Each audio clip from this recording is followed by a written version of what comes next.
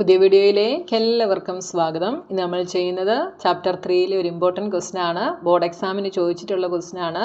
അപ്പോൾ നിങ്ങൾക്ക് വീഡിയോ ഇഷ്ടപ്പെട്ടാൽ ചാനൽ സബ്സ്ക്രൈബ് ചെയ്യണം, നിങ്ങളുടെ ഫ്രണ്ട്സിനൊക്കെ ഷെയർ ചെയ്ത് കൊടുക്കണം, വീഡിയോ ലൈക്ക് ചെയ്യണം, കമൻറ്റ് ചെയ്യണം. അപ്പോൾ നമ്മുടെ ക്വസ്റ്റ്യൻ എന്താണെന്ന് നോക്കാം. Find the value of k for which the following pair of linear equations have infinitely many solutions.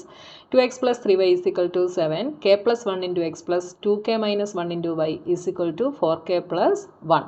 അപ്പോൾ ഇങ്ങനത്തെ കുറേ ക്വസ്റ്റ്യൻസ് ഞാൻ ചെയ്തിട്ടുണ്ട്. പക്ഷേ ചില സ്റ്റുഡൻസിന് ഇതാ ഈ k plus 1 ഇങ്ങനെ കോഎഫിഷ്യൻ്റ് വരുമ്പോൾ ചെയ്യാൻ ഇച്ചിരി ബുദ്ധിമുട്ടാണ്. അങ്ങനെയുള്ളവർക്ക് വളരെ പ്രയോജനപ്പെടും കേട്ടോ.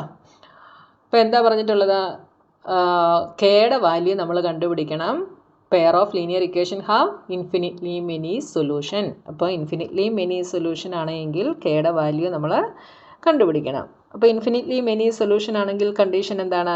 a1/a2 is equal to b1/b2 is equal to c1/c2. അപ്പോൾ നമ്മുടെ ഇക്വേഷൻസ് നമുക്ക് ആദ്യം ഇങ്ങോട്ടൊന്ന് എടുത്തെഴുതാം. 2x plus 3y is equal to 7. അടുത്ത എന്താ? k plus 1 into x plus 2k minus 1 into y is equal to 4k plus 1. ഇതാണ് നമ്മുടെ ഇക്വേഷൻ. അപ്പോൾ ഇതിനകത്തുനിന്ന് ഇത് a1 a2 b1 b2 c1 c2.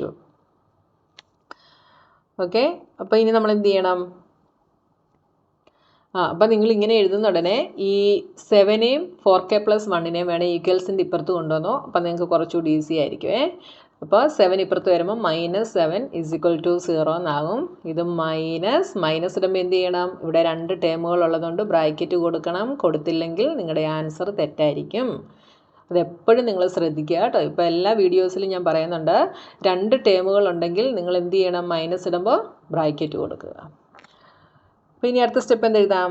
Four infinitely many solutions, ഫോർ infinitely many solutions. നമുക്ക് എന്തെഴുതാം? a1/a2 is equal to b1/b2 is equal to c1/c2. ഇനി നമ്മൾ values apply ചെയ്യുന്നു. therefore a1 എന്താണ്? 2 by k plus 1 is equal to b1 3 by b2 is 2k minus 1 is equal to c1 is -7. Negative ഇടാൻ നിങ്ങൾ മറന്നു പോകരുത്. -4k plus 1. നമുക്ക് കെയുടെ വാല്യൂ ആണ് കണ്ടുപിടിക്കേണ്ടത്. അപ്പോൾ എന്ത് ചെയ്യാം? നമുക്ക് ആദ്യത്തെ 2 എണ്ണം തമ്മിൽ ക്രോസ് മൾട്ടിപ്ലൈ ചെയ്യാം.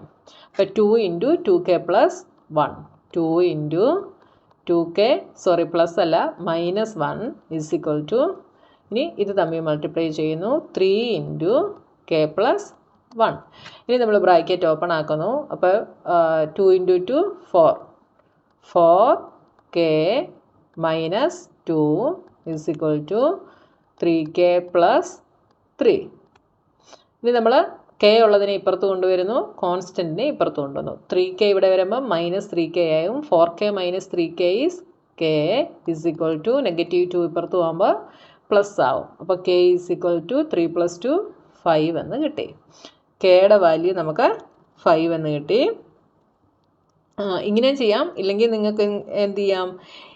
ഇത് രണ്ടും, ഈ ഫസ്റ്റ് വണ്ണും സെക്കൻഡ് വണ്ണും കൂടെ ചെയ്താലും നിങ്ങൾക്ക് ആൻസർ കിട്ടും കേട്ടോ. എങ്ങനെ ചെയ്താലും ആൻസർ കിട്ടും. ആദ്യത്തെ 2 എണ്ണം ചെയ്താലും കിട്ടും. ഇനി ഈ ഫസ്റ്റ് വണ്ണും ലാസ്റ്റ് വണ്ണും കൂടെ ചെയ്യുന്നെങ്കിലും കെയുടെ വാല്യൂ സെയിം തന്നെയായിരിക്കും കേട്ടോ, വ്യത്യാസമൊന്നും കാണത്തില്ല. അപ്പോൾ നിങ്ങൾക്ക് വീഡിയോസ് ഇഷ്ടപ്പെട്ടാൽ ചാനൽ സബ്സ്ക്രൈബ് ചെയ്യാൻ മറന്നു പോകരുത്. അപ്പോൾ ഇനി അടുത്ത ക്വസ്റ്റ്യനുമായി നമുക്ക് നെക്സ്റ്റ് വീഡിയോയിൽ കാണാം.